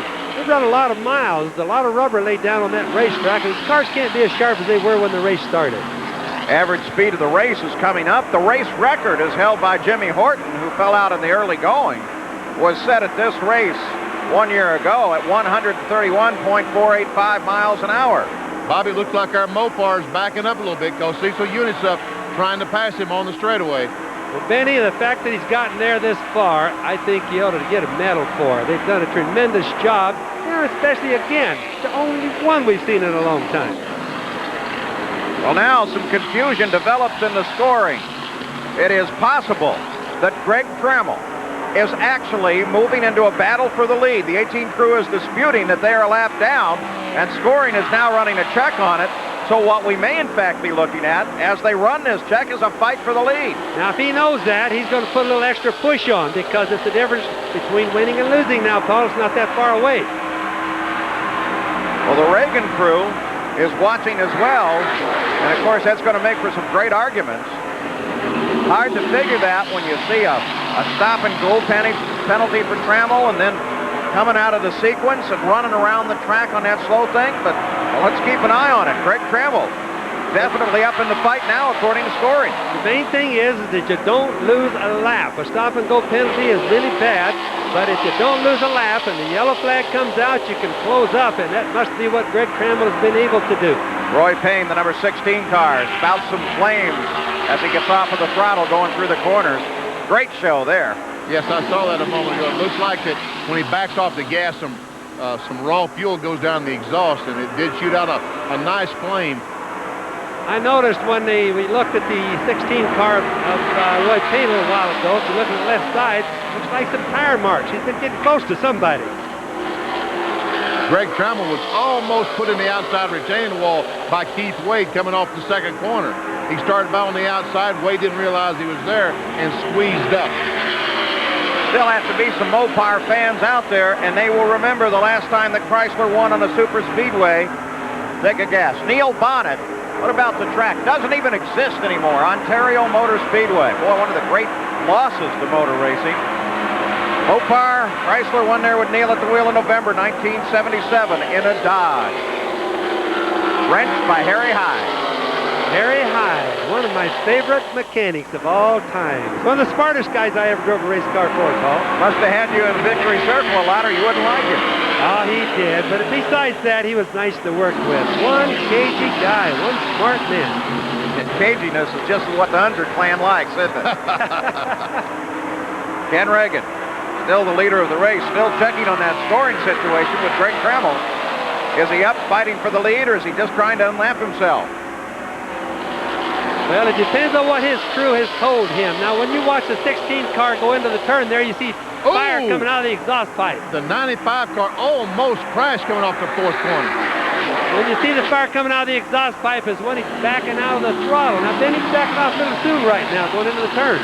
Last ARCA win for a Mopar on a Super Speedway, Kyle Petty in Daytona, 1979. Now, let's go down. We can talk with Charlie Glatzbach. Has to be terribly disappointed. Well, I don't know, on that restart, you know, it took off fine, and I got over on the back straightaway. It just quit running. Have you ever had a race in recent years where you've been so dominant? Well, you know, the last race here, we was pretty good, and you won it. Yeah, we won the race, and the car was pretty dominant that day, but I think it was more dominant today. After 34 years in this business, I suppose it's never any easier when you have to experience this moment and try to explain the frustration. No, not really. You know, it gets harder and harder to outrun them young guys, too. Well, it was a great show while it lasted. Thank you for chatting. Okay, thank you. Well, it remains a little confusing, but here's the way it seems right now. Greg Trammell is actually running the lead of the race, meaning 10 changes among 7 drivers. This scoring told us that he now is the leader. Still some confusion there. We'll keep track on it. We'll watch Ken Reagan. And our Mopar is still chasing Ken Reagan right there. So this, in fact, could be a battle for second place at this point. Or it could be a battle for the lead. Could be either one. Which do you pick? Oh, boy, I think it's the lead. I just find it hard to believe that Trammell's really up there. Besides, didn't you get me a nickel on Ken Reagan? Huh? Didn't you take a piece of that action? So the ARCA 500K now rolling to its conclusion. All the stops are made. It's a sprint to the finish now as we continue to try to resolve the scoring. But I'll tell you, if it goes one way, there's going to be an ecstatic Greg Trammell, who started on the pole here. We see Greg Trammell. He's not even in the picture. Once he got by Reagan, he is driven away. Either way, the remarkable run seems to me to still be the fact that Chrysler is up there and running. And it's the most likely scenario right now is that Ken Reagan doesn't know that Trammell is leading it. Maybe he still thinks he's down a lap. Now, if that's the case, it's going to be more confusing. Confusing, but exciting here in the ARCA 500K. Well, it's terrible when they have a scoring problem. When somebody loses a lap, it's very seldom to ever gain a lap, but sometimes you lose a lap in scoring. And then there are other people playing, and they're raced out the whole day, predicated on that. If you change the laps, sometimes you get caught, Paul. Real understandable when they whiz around here as fast as they do. The scorer looks down at the wrong time. Could have it all missed. There's the 18 car that now everybody seems to be agreeing is in fact in the lead of this race. And as the average speed comes up, we are now beginning to run down on Jimmy Horton's race record of 131.4 miles an hour. Average speed of the race to this point, 130.644. Can Trammell, as the new leader of the race, run on the record? Well, Trammell has been fast all day. There's no question about it. The only thing we wonder is whether or not his stop-and-go penalties have made any difference. With just 20 laps to go, we ride with Trammell as the leader, and he has the lead over Reagan and Payne by 4.5 seconds. 20 laps left to go in the run. So, Bobby, the question has been resolved. This is our leader, Greg Trammell. Then the other guys better know it, and if they're going to catch him, they better get hooked up and get going, Benny, because he's really moving right now. But they are not that far behind. 4.5 seconds. They can make that up in the wink of an eye, especially if we get another caution here. They'll close up. A little smoke coming just in front of Trammell. No problem. The engine looks like it's going. That's the Bobby Goddard automobile, car number 8.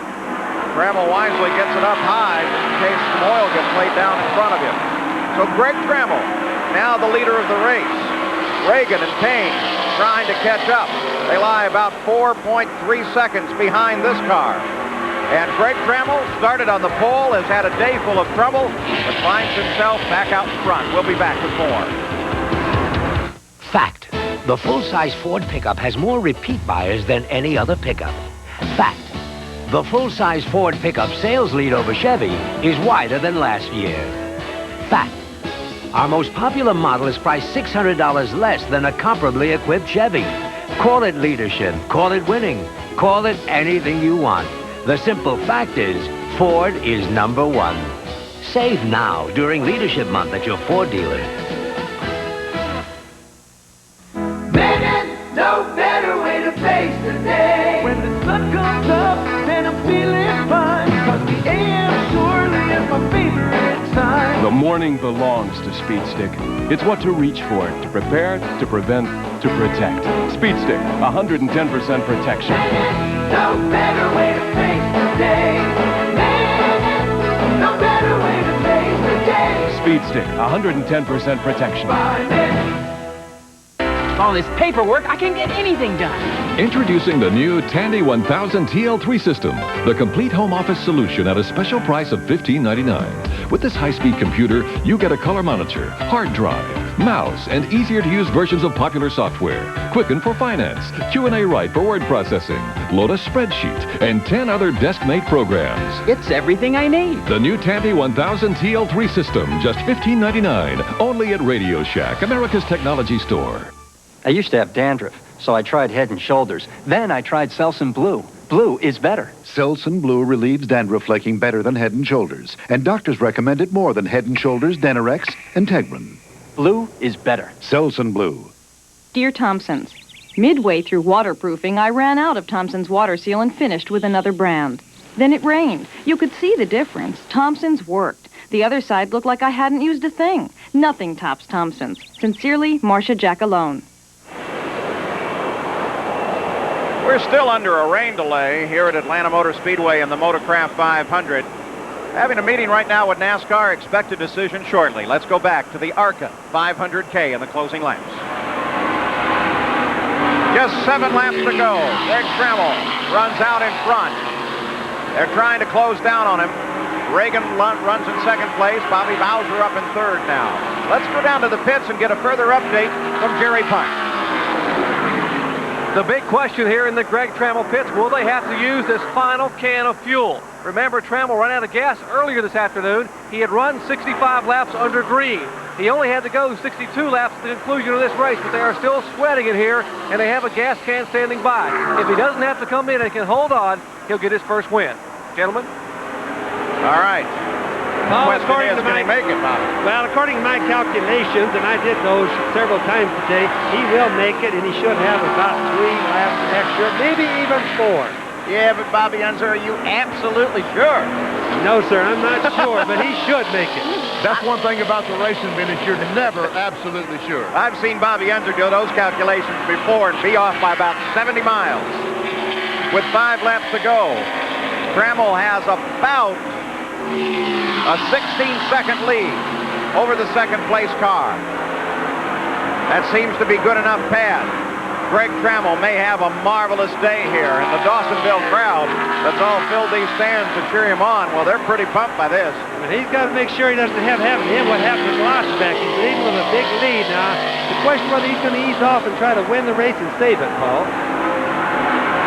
So Greg Trammell continues to lay laps down and can see the end in sight in what has been a very long day. 4 laps to go now.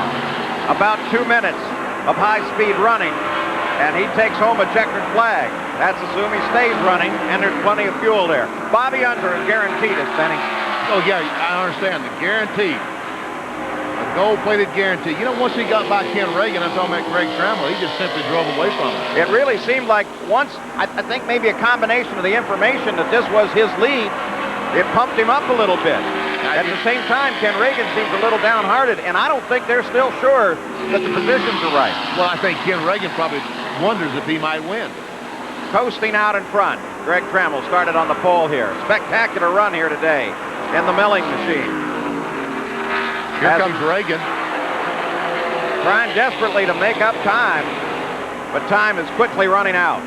The only chance he has is the 18 car runs out of fuel before the thing is over. Or blow an engine, which really could happen. We certainly saw that happen to Charlie Glotzback, who really controlled this race. Ran away from everybody for almost all of it.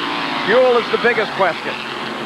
Right now, Trammell runs about 21 seconds ahead and is running above Jimmy Horton's race record.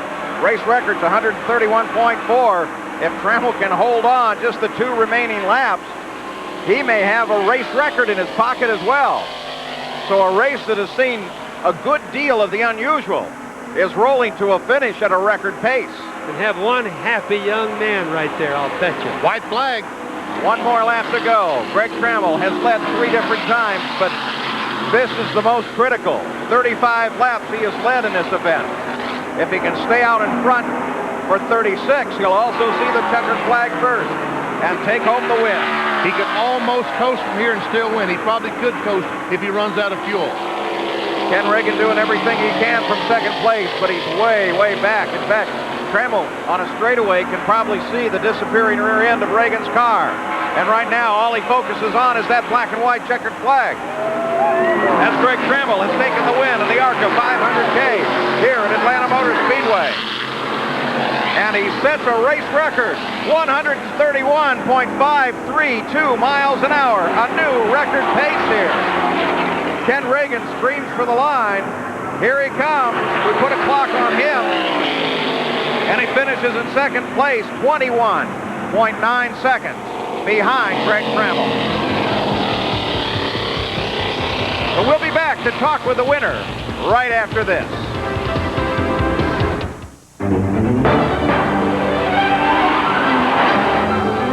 This is how a Ferrari Testarossa looks on the road. And this is how a Ferrari Testarossa looks to the road, where it ultimately responds through the contact patch of its Goodyear Eagle tires. The exclusive tires chosen for every Testarossa sold in America. Goodyear Eagles. They're another reason we say the best tires in the world have Goodyear written all over them. Today, a guy losing his hair can choose between being the man he wants to be We look great with hair. Do something to save it. and the man he could become. Can't you accept nature like everyone else? Doctors have hair loss treatment programs that are proven to work, and the sooner you see a doctor, the better. We don't want nature. We want hair. When you've considered the arguments, We might look great bald. and you decide you want hair, there's only one thing to do. See your doctor, or call this number for more information.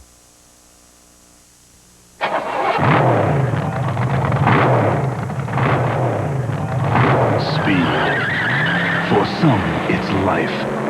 Racing is in the blood. To win, all parts must work to perfection. The Motorcraft World Champions win with the same Motorcraft parts you can buy for your car. Motorcraft quality parts from Ford. Hold it, ho, ho, ho. So you're gonna finally meet Cindy, huh? Tonight. Good. So first impressions are very important. I think. Okay. Now imagine, lights are low, the music's soft. Knock the door opens up. Somebody's out there doing this. What is this? He's got dandruff? No, you have dandruff. No. Yes, you I do. shampoo every day. You could shampoo your brains out with regular shampoo. Wouldn't matter. Your brains out? Yeah. Well, so use that. Head and Shoulders? Works for me, my friend. But you don't have dandruff. Exactamundo. Head and Shoulders, because you never get a second chance to make a first impression. Here are the final and official results in the ARCA 500K. Greg Trammell followed by Ken Reagan. We look down through the entire top 10 of this field. Let's go meet the winner now, Gary Punch. They are celebrating in victory lane here in Atlanta. The 24-year-old Greg Trammell getting his first ever win in ARCA competition. He rolled the dice. Get this, guys, while he's getting untaped here. He drives car number 18. 8 and 1 is 9. His boss man, where he works throughout the week, is Bill Elliott, who drives car number 9. And of course, this is his 9th start in ARCA. The numbers were there, and on top of that, he had to roll the dice and gamble on fuel, but he made it work this afternoon. Greg Trammell now getting set to come out of the car, putting that hat on, and he will come out to a wild celebration here as half of Dawsonville, Georgia has crowded their way around and now celebrates with the youngster. Greg, congratulations on a great run today. This thing is so good, you wouldn't believe. I mean, this battling on the motor Ford Thunderbird, this thing, we had a little trouble that first, and I kept making mistakes myself, and everything fell to me, and we just kept digging. Everybody tried so hard, everybody's worked so hard, and it feels like I'm still dreaming right now. You wouldn't believe how it actually feels. What happened in that one pit stop? I'd run green for so long. That's the first time I really ever run a real punishing long green, and I come down pit road, and it felt like I was barely moving. I got down there, and I was just going way too fast. Did you realize that you were in the lead lap? There was some question of the scoring, as you may have been 2 or possibly even 3 laps down. Did you know all along that that was wrong? Well, I had an idea that that wasn't right, but I was just riding. I didn't really know for sure where I was at. Choked with emotion. Greg, congratulations. Thank you very much, Jerry.